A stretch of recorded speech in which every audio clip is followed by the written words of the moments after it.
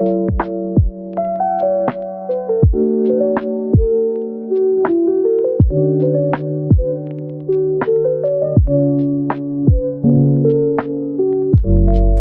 kami ingin menanyakan tentang biodata Bapak, yaitu tugas Indonesia. Kami dari kelas 10-12 ingin mempertanyakan soal untuk mengumpulkan biodata Bapak. Jadi untuk pertanyaan pertama,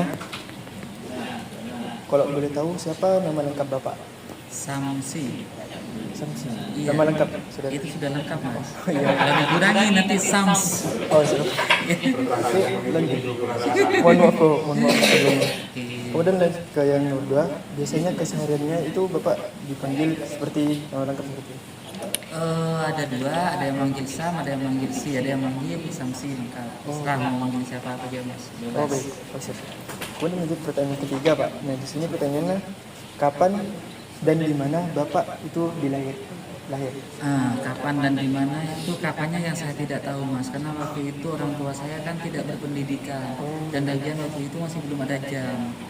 Jadi iya, jadi kalau tempatnya itu di Sumeneb, di Desa Matanair, Kampung Karang, Mas. Kampung Karang. Ya, Lanjut ke pertanyaan selanjutnya ya Pak. ya. Itu bagaimana suasana atau lingkungan tempat Bapak itu tumbuh? Ya, hidup. Dari kecil sampai dewasa. Bagaimana di lingkungan Bapak sekitar?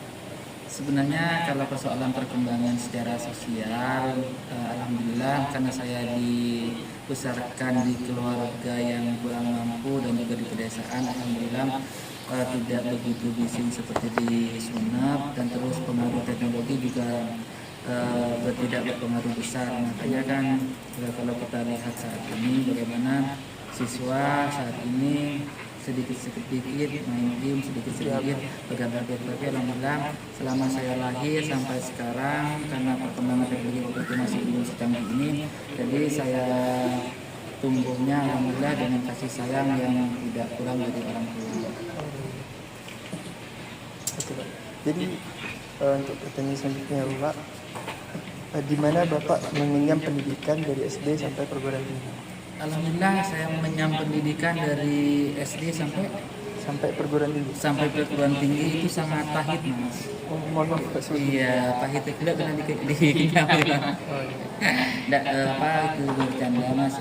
Saya sekolahnya di desa, awalnya SD-nya di Desa Matanair, dan sekarang sepertinya sudah tidak ada, ditutup karena tidak ada siswanya, karena kalah sama sekolah-sekolah swasta dan pondok itu, Mas.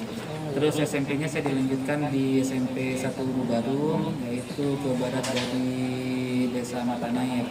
SMA-nya saya pernah ikut tesan, waktu itu masih masuk sekolah SMA negeri, itu jalur lewatnya jalur tes. Namun waktu itu saya daftar di SMA 2, saya gagal. Karena saya gagal, maka saya langsung daftar di sekolah swasta, yaitu di DGI. Dan di situ saya banyak belajar tentang materi, tentang teori, dan tentang kehidupan. Karena waktu di SMA saya juga aktif di organisasi, di ekstra, yaitu di teater. Di sana saya banyak belajar tentang kehidupan, banyak belajar tentang rasa dan sebagainya, Mas. Keren ya Pak. Lanjut ke pertanyaan berikutnya Pak. Apakah Bapak itu termasuk siswa yang aktif di sekolah dulu? Saya tidak termasuk siswa yang aktif, biasa-biasa aja, Mas. Karena kan kesibukan saya waktu di SMA cuma belajar, setelah itu kalau ada ekstra ya datang ke ekstra, kalau tidak ada ya pulang, Mas. Jadi tidak sibuk dengan teman-teman lainnya, Mas. Itu standar. Baik. Kemudian lanjut ke pertanyaan berikutnya Pak. Siapa seseorang yang memotivasi Bapak untuk menjadi seorang guru? Kalau motivasi tidak ada, karena waktu itu orang tua saya termasuk kakek saya, sebenarnya terlebih kakek saya itu tidak mengizinkan saya untuk sekolah, Mas. Karena di bayangan orang tua dulu walaupun sekolah tidak mungkin jadi apa-apa, itu yang ada di benak kakek saya. Saya sekolah SD, awalnya saya tidak bilang ke orang tua. Jadi waktu itu kan saya masih ngaji di masjid, dan waktu itu kalau dulu itu kan kalau ngaji itu kan nginep, jadi semua santri semua siswa yang ngaji itu nginep datang sore, nginep sampai malam, habis selesai subuh itu baru pulang ke rumahnya masing-masing. Waktu itu ada teman saya yang sekolah. Waktu itu saya tidak bilang ke orang tua, jadi saya ikut teman itu, teman dekat itu, jadi saya mandinya juga di teman, jadi saya tidak bilang. Jadi waktu SD saya tidak didukung oleh orang tua, terus sampai SMP pun alhamdulillah sudah didukung, SMA pun didukung, tetapi tetap kakek saya berpikir bahwasanya walaupun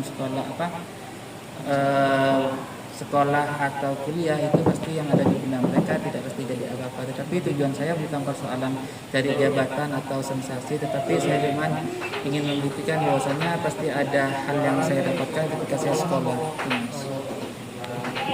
Lalu mungkin apa cita-cita Bapak waktu kecil? Apakah sama dengan saat ini?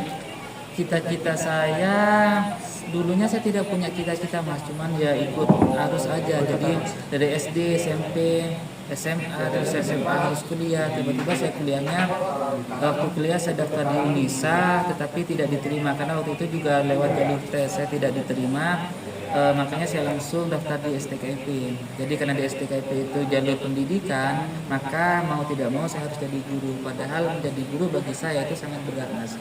Beratnya bukan di persoalan bagaimana menyampaikan materi yang ada di buku atau di kurikulum, bukan itu Mas. Tetapi yang berat itu bagi saya adalah bagaimana setiap hari itu tindak tanduk tutur kata saya itu harus ya selaras dengan apa yang saya katakan itu Mas.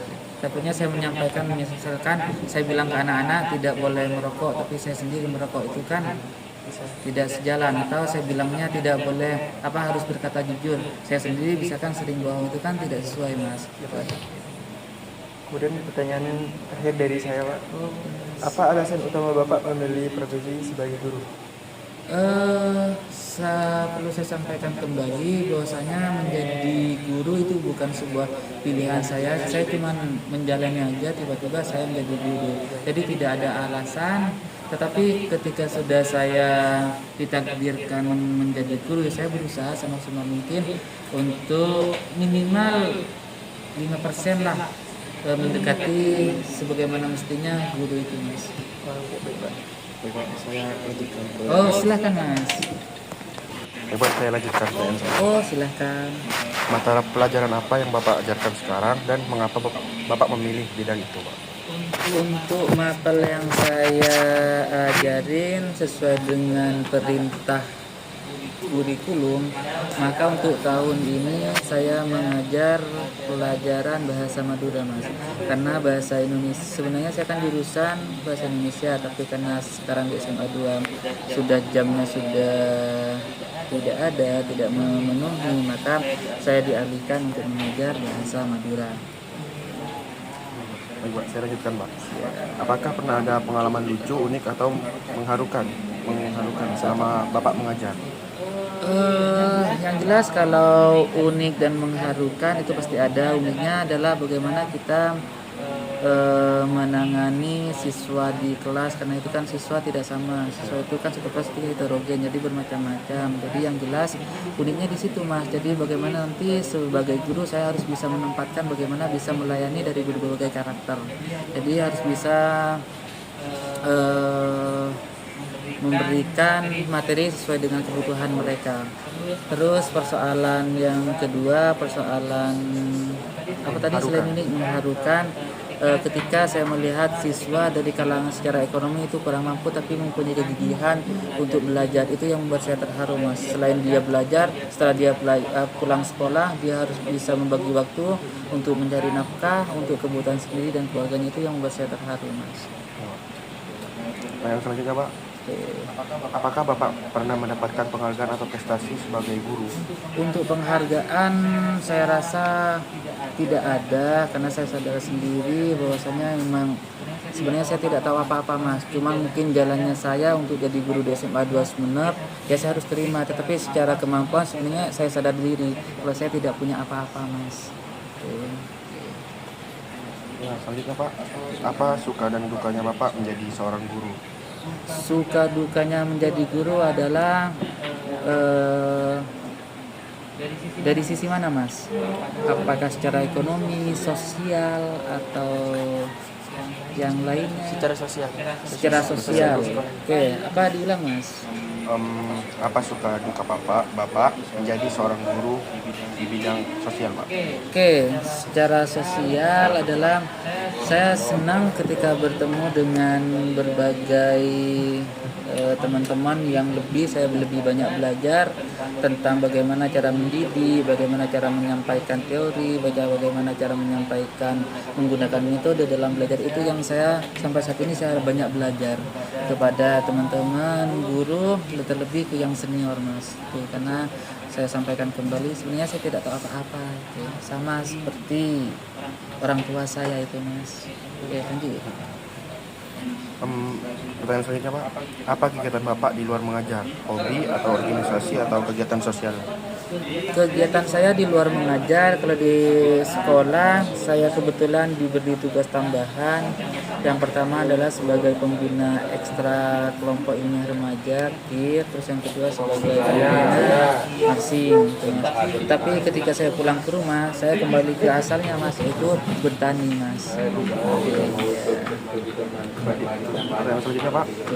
Bagaimana cara Bapak menjaga semangat mengajar setiap harinya? Untuk supaya tetap semangat adalah saya selalu ingat kepada sumpah dan janji guru. Di situ kan ada sumpah dan janji. Terus yang kedua adalah bagaimana saya melihat bahwasanya ada masa depan yang harus diperbaiki di negeri ini. Makanya itu yang membuat saya semangat. Bagaimana nanti saya selalu ingat kepada siswa, ada orang yang perlu saya bina supaya nanti bisa berperan, bisa mengharumkan, bisa membawa negara ini menjadi lebih maju Mas. Baik, Pak. Apa harapan Bapak terhadap SMA N2 Sumeneb ke depannya? Harapan adalah bagaimana nanti sekolah ini bisa melahirkan generasi-generasi yang unggul dan bisa duduk di sebuah pemerintahan sehingga bisa memperbaiki kabupaten, provinsi, dan Indonesia itu sendiri Mas. Dan apa pesan-pesan Bapak untuk siswa-siswi yang ada di SMA Negeri 2 seperti ini, Pak? Kalau pesan saya tidak punya pesan Mas, cuman yang jelas saya tidak tahu apa yang perlu saya sampaikan, karena sebenarnya kan di era digital yang seperti ini siswa sebenarnya harusnya sudah tahu apa yang perlu dikerjakan dan tidak. Tetapi yang saya lihat dalam kehidupan sehari-hari adalah siswa tidak pernah total dalam belajar Mas. Terus yang kedua, siswa tidak bisa mengatur kapan belajar, kapan bermain, dan kapan lainnya itu Mas. Jadi pesan saya adalah silakan tempatkan diri kalian di tempatnya. Kalau memang ketika di sekolah ya harus belajar, ketika di luar waktunya bermain ya silakan bermain. Gitu Mas. Baik, Pak, pertanyaan yang terakhir. Sudah berapa lama Bapak mengajar di SMA Negeri 2 Sumeneb ini, Pak? Saya silakan dihitung, takut salah. Saya masuk di SMA Negeri 2 Sumeneb itu tahun 2018. Kalau tidak salah itu sekitar 7 tahunan. Kalau salah silakan dikoreksi, diperbaiki. Mungkin itu aja pertanyaan dari kami Pak. Terima kasih banyak sudah meluangkan waktunya Bapak untuk kami. Sama-sama. Dan sebelumnya mohon maaf ya kalau ada pertanyaan yang menyinggung Bapak, mohon maaf sebesar-besarnya. Terima kasih Pak. Assalamualaikum warahmatullahi wabarakatuh. Waalaikumsalam warahmatullahi wabarakatuh.